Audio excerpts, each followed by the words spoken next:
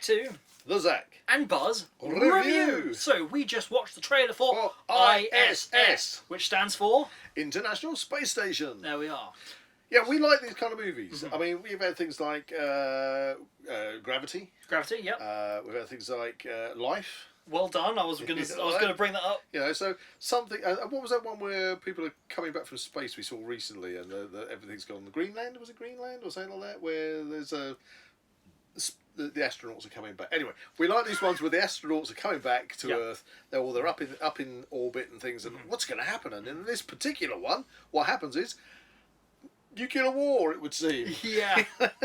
So it's like, I suppose it's very much the situation they've been put in, as that is the premise of the movie. I mean, what would happen if you were on the International Space Station or a satellite, whatever, and utter apocalypse chaos happens on Earth? It could have been an asteroid hitting the Earth. Yeah.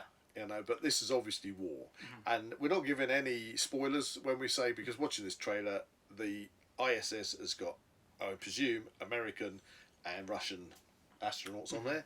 And it's obviously straightforward that they have been told by their governments that if war breaks out, they've got to take control of the space station. And obviously there's going to be conflict there. Yeah.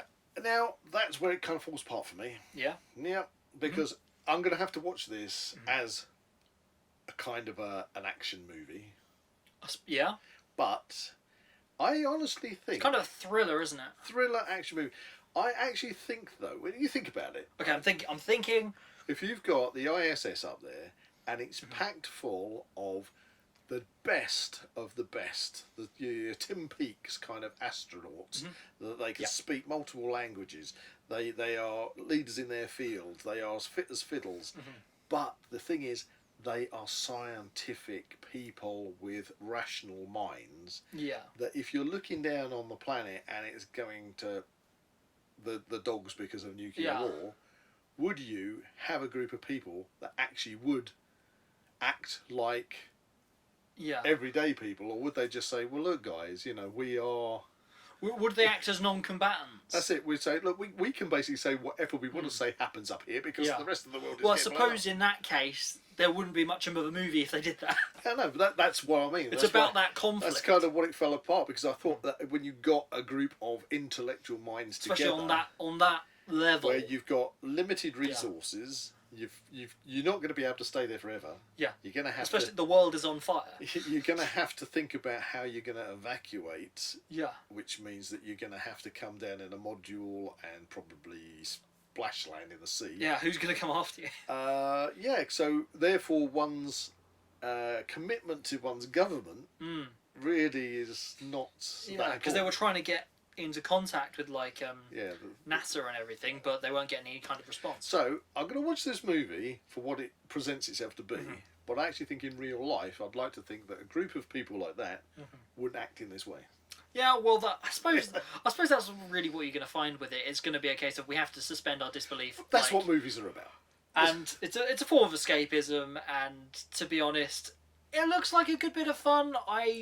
It's a new angle on the space kind of theme. I just think the conflict between taking over the space station and rational-minded scientific people saying, we need to get through this. Yeah. You'd stick together. Yeah, it's kind of... Regardless of your... The angle is, it's a space movie, or like a disaster movie, but what happens if you're the one observing the disaster?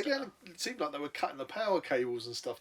You don't want to do that. You don't want to do that. That's kind of like self-destructive. I noticed that it did have that guy from Game of Thrones in there. You know, the guy who's on the Iron Islands who married Cersei in the end. Who had that fight with Jaime Lannister. Yeah, I can't remember his name. You're talking about the... Yeah, go on. Yeah. Can you do it? He was the pirate guy, wasn't he? Yeah, the pirate guy. And I can't think of what his name was. Ships. Yeah, I know the one you mean. Yeah, you know the one I mean. He was a bit of a rough... Yeah. Rough diamond, he was one of the Russians in this film, so it's going to be interesting to see how he's going to... I'm looking forward to seeing it. Character. I don't know if it's going to be a knockout movie. Yeah, I think it's going to be a typical kind of run-of-the-mill thing. Yeah, it's going to be... So it's going to be interesting to watch. It's going to be and considering we do have the Cineworld Unlimited cards, we are now open to go and see all these different movies. We're going to make the most of it. Exactly. ISS, Yeah. Of the trailers we've seen recently, it's probably the lesser exciting one. Yeah.